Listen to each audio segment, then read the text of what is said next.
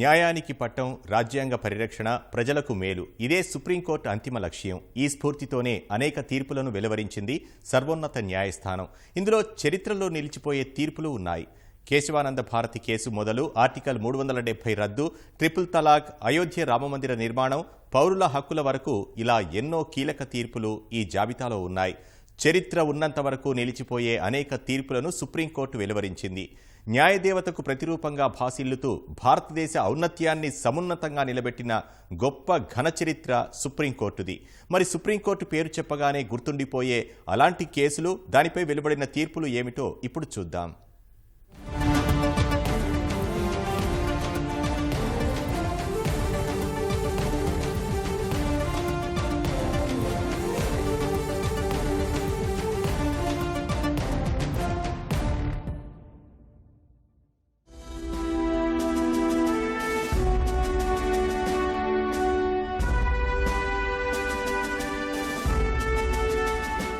Supreme court తీర్పంటే అది శిలాశాసనం. ఎవరూ ప్రశ్నించలేనిది, మరెవరూ ఎదురు చెప్పలేనిది. చట్టాలను కూలంకసంగా అధ్యయనం చేసి ఏది న్యాయమో ఏది ధర్మమో నిర్ణయించి తీర్పులు వెలువరిస్తుంది సుప్రీంకోర్టు. అలాంటి ఎన్నో తీర్పులు వెలువరించినా అందులోనూ చరిత్రలో ఎప్పటికీ చెరిగిపోని తీర్పులు కూడా ఉన్నాయి. అలాంటి ముఖ్యమైన వాటిలో ఒకటి కేశవానంద భారతి కేసు తీర్పు. Kesavananda Bharati versus state of కేరళగా ప్రాచుర్యం పొందిన ఈ కేసులో తీర్పు వెలువడి గత ఏడాదితో 50 ఏళ్లయింది. రాజ్యాంగ మౌలిక స్వరూపం, పౌరుల ప్రాథమిక హక్కులకు సంబంధించి అత్యంత కీలకమైన కేసుగా ఇది న్యాయ చరిత్రలో నిలిచింది.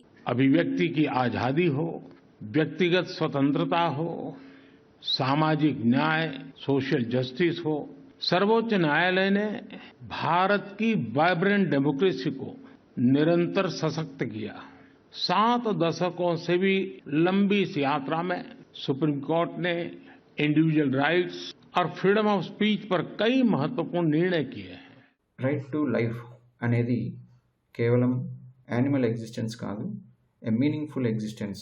దానికి సంబంధించినటువంటి అన్ని విషయాల్ని స్టేట్ కన్సిడరేషన్లో తీసుకోవాలి అనే ఒక సుప్రీంకోర్టు జడ్జిమెంట్ని మనం అన్ని సోషల్ వెల్ఫేర్ స్కీమ్స్లో మనం చూడవచ్చు.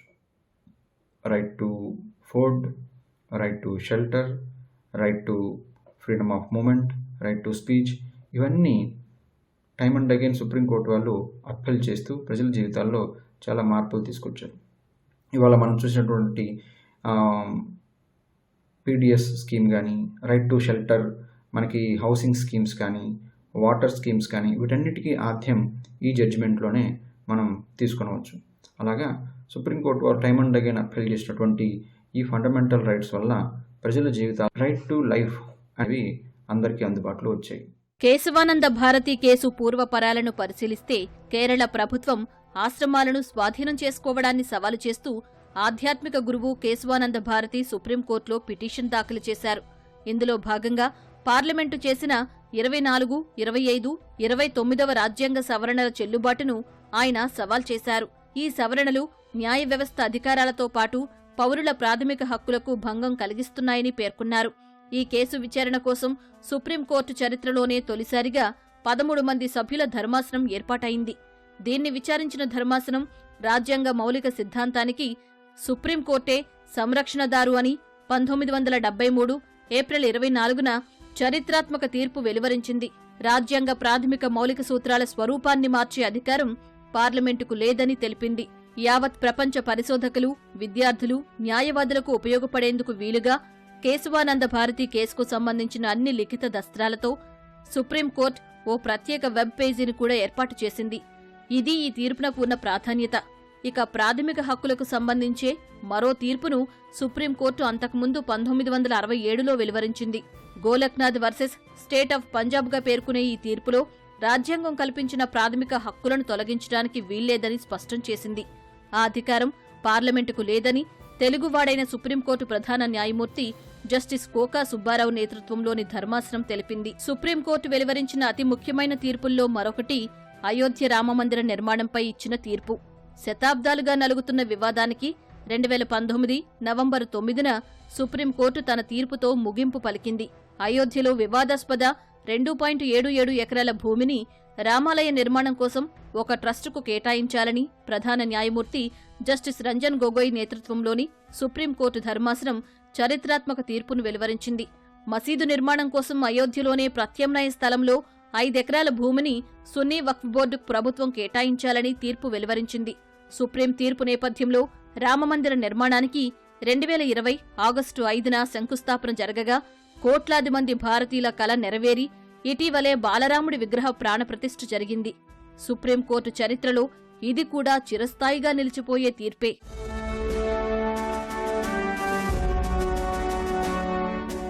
ఆర్టికల్ 370 రద్దు విషయంలో సుప్రీంకోర్టు ఇచ్చిన తీర్పు కూడా చరిత్ర పుటల్లో నిలిచిపోయేదే.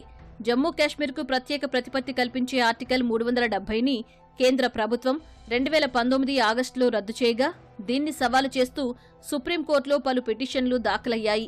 దీనిపై విచారణ జరిపిన సుప్రీంకోర్టు గత ఏడాది డిసెంబర్లోనే తీర్పు వెలువరించింది.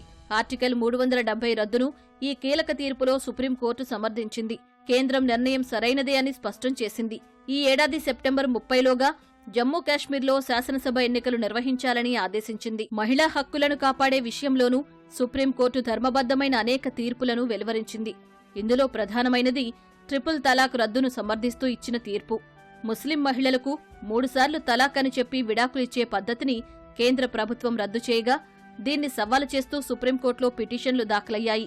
దీనిపై 2017 ఆగస్టులో తీర్పు వెలువరించిన సుప్రీంకోర్టు కేంద్రం నిర్ణయాన్ని సమర్థించింది. ట్రిపుల్ తలాక్ రాజ్యాంగ విరుద్ధమని స్పష్టం చేసింది. ఇది ముస్లిం మహిళల ప్రాథమిక హక్కులకు భంగం కలిగించడమే అని పేర్కొంది. భార్య మారుమాట్లాడకుండా భర్త తన ఇష్టానికి అనుగుణంగా విడాకులు ఇవ్వడం సరైన విధానం కాదని పేర్కొంది. రాజ్యాంగ మూల స్తంభాలైన సమానత్వం, గౌరవం, వ్యక్తిగత హక్కులను ఈ పద్ధతి ఏకపక్షంగా దెబ్బతీస్తాయని ట్రిపుల్ తలాక్పై తీర్పు సందర్భంగా సుప్రీంకోర్టు కీలక వ్యాఖ్యలు చేసింది. సుదీర్ఘకాలంగా నలుగుతున్న స్వలింగ సంపర్కుల వివాహాలపై గత ఏడాది అక్టోబర్లో వెలువరించిన తీర్పు కూడా కీలకమైనది. వీరి వివాహాలకు చట్టబద్ధత కల్పించేందుకు నిరాకరించింది. వీరి వివాహానికి సమాన హక్కులు ఇవ్వడం కుదరదని స్పష్టం చేసింది. దీన్ని పార్లమెంటే తేల్చాలని పేర్కొంది. అయితే స్వలింగ సంపర్క జంటలపై ఎలాంటి వివక్ష చూపించవద్దని, వారి హక్కులను కాపాడాలని కేంద్ర రాష్ట్ర ప్రభుత్వాలను ఆదేశించింది. వారి సహజీవనంపై ఫిర్యాదులు వస్తే కేసు నమోదు చేసే ముందు ప్రాథమిక దర్యాప్తు చేపట్టాలని తెలిపింది. వారి లైంగికత్వంపై విచారించేందుకు సమన్లు జారీ చేసి వేధింపులకు గురిచేయవద్దని స్పష్టం చేసింది. ఇవాళ భారతదేశానికి అత్యున్నత న్యాయ వ్యవస్థగా ఉన్న సుప్రీంకోర్టు ఇవాళ న్యాయ వ్యవస్థలో అనేకమైన సంస్కరణలు తీసుకొని వచ్చింది.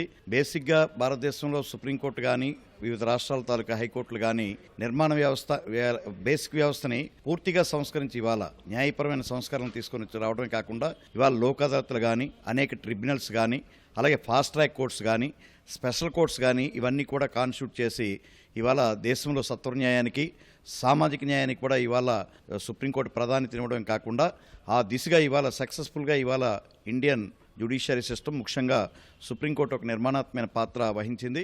రాజ్యాంగాన్ని, చట్టం ప్రమాదంలో పడిన ప్రతిసారి సుప్రీంకోర్టు రక్షణ కవచంగా నిలబడింది. తన చరిత్రాత్మక తీర్పులతో పౌరులకు అండగా నిలిచింది. నేరగాళ్లకు తగిన శిక్షలు వేయడంలోనూ ఇదే తరహాలో వ్యవహరించింది. అవినీతిపరుల నుంచి మొదలు హత్యా నేరగాళ్ల వరకు 75 ఏళ్ల చరిత్రలో ఎంతో మందికి శిక్షలు విధించి కటకటాల వెనక్కు పంపింది. ఇన్నేళ్ల చరిత్రలో ఆయా తీర్పుల ద్వారా ప్రజల నుంచి మొదలు ప్రభుత్వాల వరకు అందరికీ స్ఫూర్తిని కలిగించింది. అడుగు పెడితే తప్పక న్యాయం జరుగుతుంది అన్న భరోసాను అనేక తీర్పుల ద్వారా కల్పించింది భారతదేశ సుప్రీంకోర్టు. అది మన ఉన్నత న్యాయస్థానానికి, దాని తీర్పులకు ఉన్న ఘన చరిత్ర.